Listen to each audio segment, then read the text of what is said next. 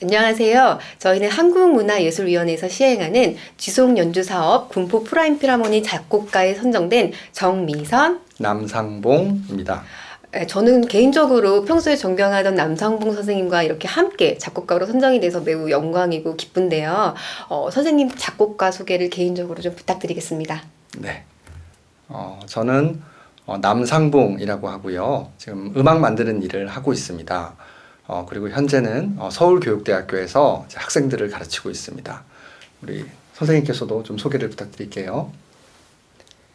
네, 저는 성신여자대학교 음악대학과 명지대학교에서 현재 제자들을 가르치고 있고요.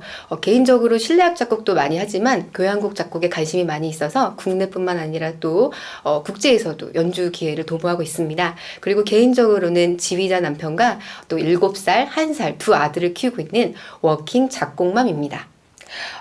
선생님 혹시 작곡을 시작하게 되신 그런 계기가 있으실까요? 네, 저는 어렸을 때 한 중학생 때부터 작곡을 시작하게 된 것 같아요. 네, 본격적으로 좀 작곡을 하기로 마음을 먹은 게 고등학교 때인 것 같은데요. 이제 그때 작곡을 막 이제 재미나게 하다가 이제 문득 제가 시계를 봤더니 한 4-5시간 정도가 훅 지나간 것을 알게 됐습니다. 그러면서 이제 이 작곡이 정말 내가 좋아하는 거구나, 아니면 앞으로 하고 싶은 거구나, 이렇게 좀 마음을 잡게 되었고, 이제 그때부터 이제 작곡을 본격적으로 이제 공부하고 또 하게 되었다고 말씀드릴 수 있을 것 같아요. 우리 선생님은 좀 어떠신가요? 네, 저는 고등학교 때 본격적으로 작곡 공부를 시작하게 되었는데 그때 음악 선생님께서 권유를 해주셔가지고 시작하게 되었습니다. 그런데 정말 작곡가로서 성장하게 된 계기는 독일에서 유학을 하면서 작곡가로서 활동을 하고 다양한 연주자들을 만났던 게 그때서부터 진짜 작곡을 하게 됐던 게 아닌가 그렇게 말씀드릴 수 있을 것 같습니다. 선생님, 그러면 혹시 선생님의 작곡 작품이나 아니면 보셨던 작품 중에서 가장 마음에 드시거나 최고로 아끼시는 작품이 혹시 있으실까요? 네, 참 어려운 질문인데요. 이제 그 이유는 보통 이제 우리 작곡가들이 이제 작품을 대할 때 우리 자식들에 많이 비유를 합니다.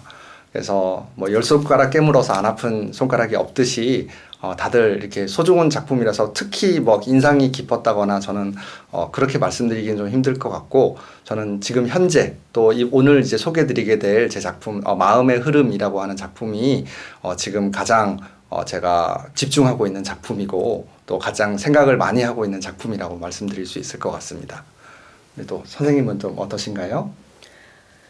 네, 저는 제 작품 중에서 텀블위드라는 작품이 있는데요. 이 텀블위드라는 단어가 한국어로는 회전초라는 뜻입니다. 굉장히 특이한 식물인데요. 보통 식물들은 땅에 뿌리를 내리고 있는데 이 식물은 뿌리가 몸체에 휘감겨서 바람에 쉽게 흩날리는 그런 특징을 가지고 있습니다. 정말 재밌게도 제가 함부르크 한인교회에서 설교 말씀을 들으면서 이 식물을 알게 되었는데요. 이 특징을 이용해서 제가 관현악곡과 그리고 실내악곡을 작곡하게 됐습니다. 관현악곡은 6월 15일에 2015년 북독일 교향악단과 함께 초연이 되었고요.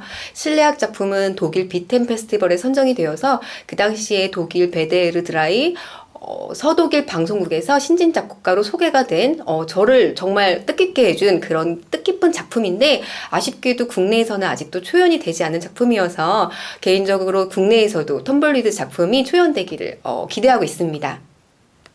선생님 혹시 지금까지 작곡하시면서 작곡을 하면서 이 정도까지 내가 해봤다 하는 그런 경험이 있으실까요? 네.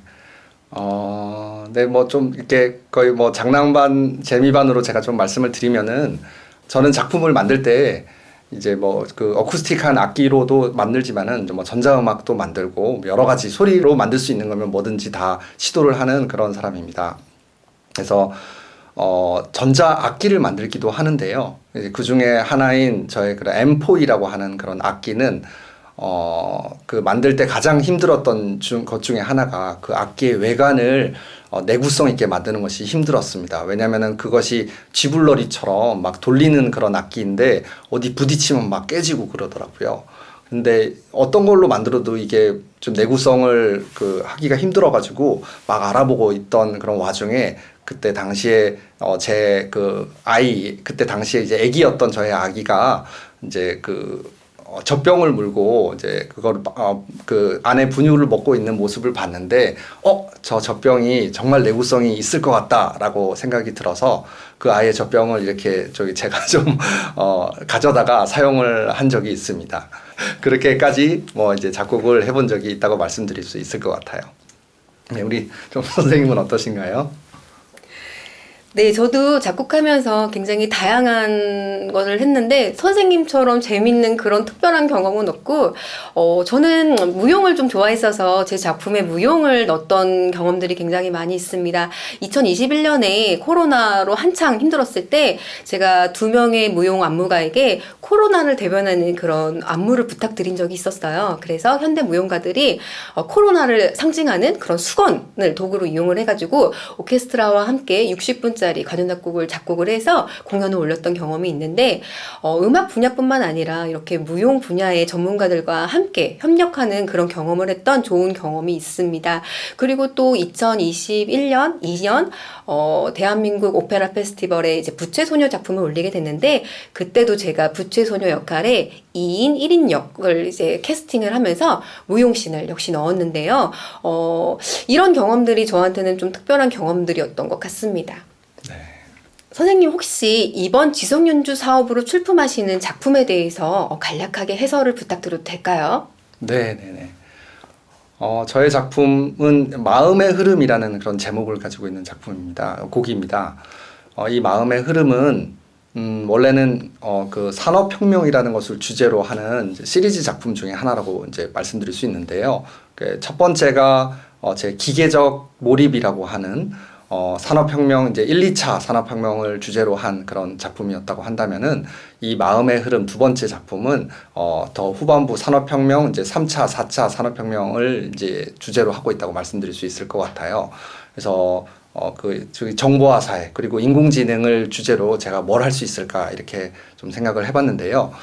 그 중에서도 이제 저에게 직접적인 좀 영감을 준 것은 바로 영화 중에 허라고 하는 영화가 있습니다. 그것이 이제 인공지능과 그 사람과의 그런 인공지능 챗봇과 사람과의 그 사랑 이야기를 다루는 그런 영화라고 할 수 있는데요. 그걸 보고 제가 너무 뭔가 탁 떠오르는 게 있어서 이 작품을 만들게 되었습니다. 조금만 더 말씀을 드리면은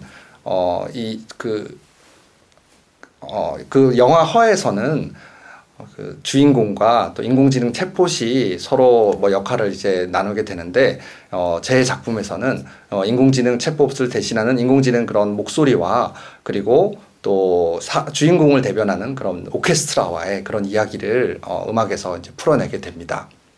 그래서 좀 특이하다고 말씀드릴 수 있는 점은 성악과 오케스트라의 그런 편성이라고 볼 수가 있는데 성악에서 사람 대신에 인공지능 목소리가 그 역할을 대신한다고 말씀드릴 수 있을 것 같아요.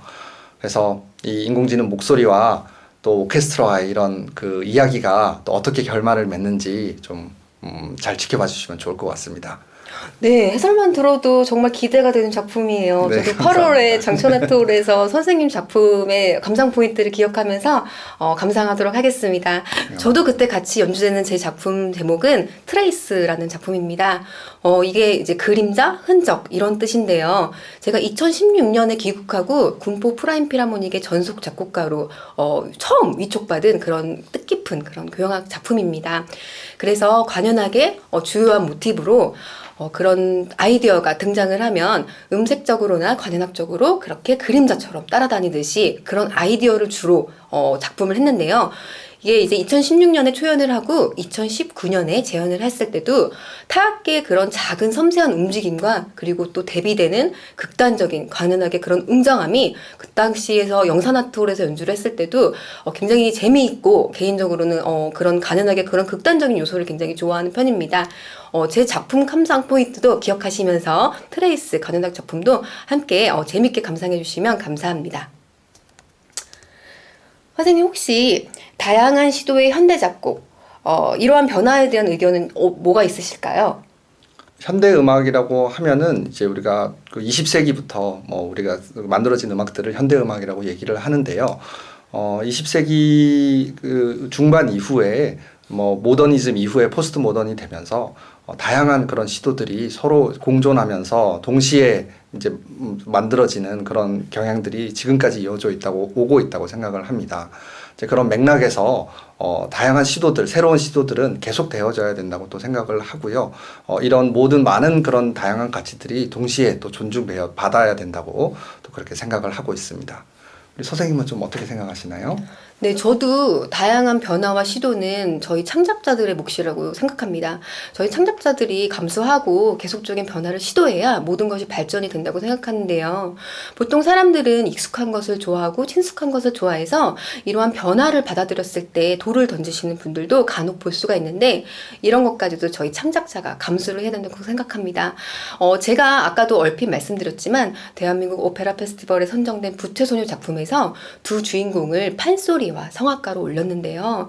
그때 제가 몹시 걱정했던 게 판소리 분들은 악보를 읽는 것이 익숙하지가 않습니다. 그런데 이 판소리 주인공에게 서양악기 오케스트라를 맞춰서 악보에 맞춰서 등장하게 하는 것이 굉장히 걱정이 많이 되었었는데 다행히도 젊은 연주자분께서 녹음을 굉장히 많이 들으시면서 익숙하게 공연을 해주셔가지고 무사히 마친 경험이 있습니다. 그런데 창작자가 이렇게 변화를 시도하고 계속 발전을 유도한다면 그 당시 국악 연주자들에게도 서양 무대로 진출할 수 있는 계기가 되었거든요. 그리고 서양 오케스트라와 협연할 수 있는 계기, 보통 판소리는 이제 솔로로 연주를 하거나 북과 연주하는 그런 형태인데 그런 창작자의 시도로 인해서 서양 무대를 진출하고 오케스트라를 만날 수 있는 계기가 되어서 우리 창작자들이 계속적으로 변화를 시도하면 이렇게 연주를 하는 연주자들의 무대도 넓어지고 발전할 수 있다는 것을 너무 말씀드리고 싶습니다. 저희 창작자들에게 너무 돌 던지지 마시고 따뜻한 격려랑 박수도 많이 좀 부탁드리겠습니다. 선생님, 그러면 마지막으로 혹시 선생님에게 작곡이란 무엇일까요? 네, 저에게 작곡이라는 것은 소리를 조금 더 흥미롭게 풀어내는 그런 작업이라고 이제 말씀드릴 수 있을 것 같습니다. 이렇게 짧게 좀 말씀드리도록 할게요. 우리 선생님께는 또 작곡이란 어떻게 또 말을 할 수 있을까요? 네. 사실 저는 작곡이 저에게 굉장히 어울리지 않는 직업인데요. 아마 남상모 선생님 이미지처럼 이렇게 혼자서 조용히 묵묵히 장시간 동안 작곡을 하는 게 보통 사람들이 생각하는 작곡가의 이미지인 것 같습니다. 그런데 저는 굉장히 사람들도 좋아하고 사교적인 편이어서 이런 직업이 저한테 안 어울린다고 생각을 했는데요. 제가 연주를 굉장히 많이 하면서 작곡가의 작업이 종이로 끝나는 것이 아니라 제 2차 작업으로 연주를 하면서 사람들과 협력을 하고 의사소통을 하는 것이 이것 또한 작곡가의 일이구나. 그래서 이것이 나에게 참 맞는 직업이구나 생각했던 적이 있습니다. 외국에서 굉장히 다양한 연주자들과 음악가들을 만나면서 작곡에 대한 재미와 그리고 작곡가로서의 직업의 소명을 제가 깨닫게 되었는데요. 정말 언어는 통하지 않지만 음악이라는 감정으로 그리고 같이 교류하면서 공유하게 되면서 그런 커다란 그런 국제적인 그런 큰 음악가로서의 그런 기쁨을 느꼈던 것 같습니다. 그래서 작곡은 제 인생을 굉장히 풍부하게 만들어주는 그런 직업인 것 같습니다. 선생님 혹시 마음의 흐름, 작품이나 또는 앞으로의 계획이 있으실까요?